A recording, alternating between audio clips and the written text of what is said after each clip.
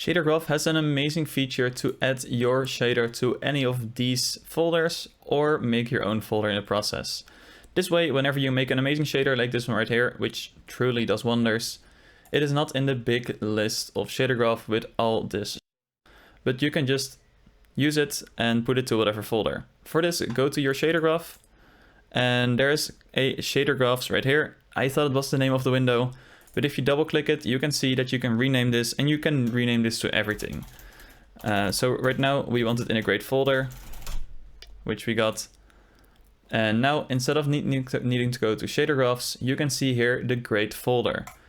In there is the super amazing shader, and once added, that's just on there.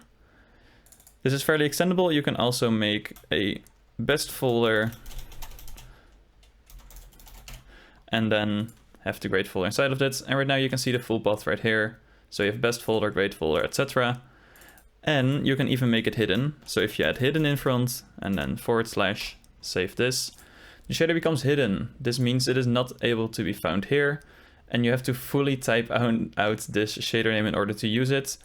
This is mainly used if you use this for assets. So for example, I have a shader asset and I recently put some shaders into a legacy, but I still want to support projects which are upgrading.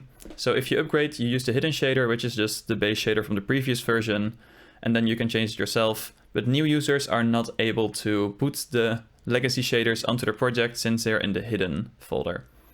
So this is just a quick tip to get it on there. And in general, I want to share this since it is very useful, great for organizing for whoever you deliver your assets to, and just something that is good to know if you work with shaders in Unity.